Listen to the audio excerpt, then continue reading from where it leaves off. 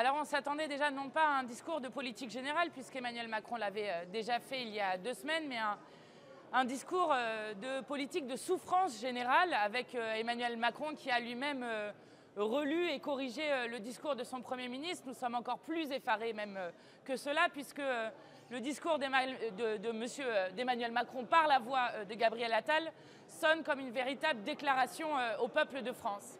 D'abord parce qu'elle a annoncé, alors que demandé par absolument personne dans ce pays, la pire régression depuis des décennies sur la question du logement, notamment avec le retour sur la loi SRU, en régularisant en quelque sorte et en décidant de laisser en toute impunité les collectivités voyous qui ne respectent pas la loi SRU aujourd'hui, notamment sur la question du logement social. Je le dis d'autant plus fortement que jeudi, la Fondation Abbé Pierre va présenter son nouveau rapport annuel et que nous savons que ce sera les 70 ans de l'appel de l'Abbé Pierre qui doit, je crois, se retourner dans sa tombe aujourd'hui. De même, les Français et les Françaises ont appris par ce discours qu'ils n'auront décidément pas d'augmentation de salaire, qu'on leur refuse de baisser le temps de travail, que sur les agriculteurs qui manifestent maintenant depuis des mois, mais de manière encore plus forte depuis des jours, il n'y a aucune nouvelle annonce qui est faite, si ce n'est que les aides de la PAC qui étaient déjà en retard seront finalement données. Donc aucune nouvelle annonce supplémentaire qui n'a été faite.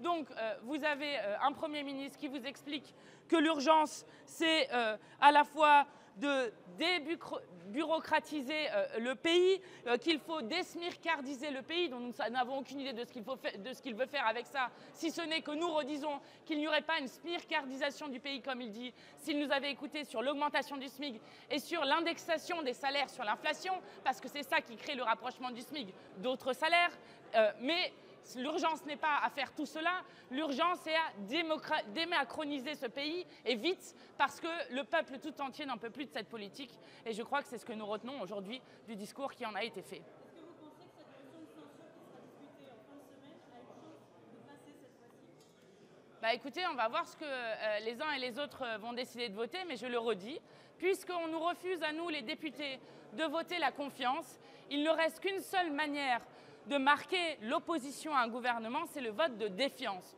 Donc seuls les députés qui voteront la défiance seront dans l'opposition. Ceux qui ne voteront pas la défiance, qui ne voteront pas la motion de censure, seront donc de facto dans la majorité à ce gouvernement. Donc après, chacun et chacune prendra ses responsabilités. S'ils veulent faire perdurer un pouvoir qui est aujourd'hui minoritaire à l'Assemblée, mais aussi minoritaire dans l'ensemble de la société, et quand vous entendez le nombre de mesures qui est égrené, qui est probablement le discours le plus réactionnaire que nous ayons vu depuis des décennies et des décennies, je crois que plus que jamais, il voulait en quelque sorte ouvrir une nouvelle page.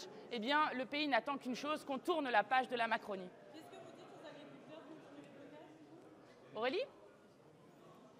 Aux agriculteurs, nous leur disons d'abord que nous soutenons leur revendication de tout simplement vivre dignement de leur travail. Je suis abasourdie, j'imagine qu'ils le sont, qu'il n'y ait aucune nouvelle annonce, aucune, dans ce qui vient d'être prononcé par le Premier ministre, si ce n'est peut-être de rembourser, de payer des aides PAC qui ont par ailleurs des mois de retard. La belle annonce. Donc aujourd'hui, il n'y a rien qui soit annoncé pour répondre au problème des prix rémunérateurs. Donc oui, nous disons que nous soutenons leur mobilisation, oui, et qu'ils ont raison de se battre pour vivre dignement de leur travail. Voilà, c'est ce que nous avons toujours fait. Et d'ailleurs, vous le savez, il y a des dizaines de députés de la France Insoumise qui sont allés sur les points de mobilisation des agriculteurs dans toute la France.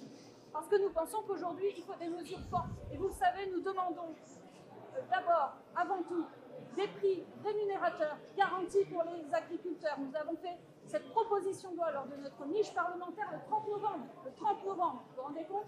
Et nous venons de déposer ce matin une proposition de résolution européenne pour exiger la fin des négociations en cours des accords de libre-échange, car il est faux de dire que les négociations sont arrêtées. Les négociations avec le Mercosur sont en cours. Et la France n'a pas enlevé son mandat de négociation. Donc nous exigeons la fin des négociations de tous les accords de libre-échange en cours. C'est le seul moyen de protéger les agriculteurs face aux importations à prix cassés et de leur permettre des prix rémunérateurs.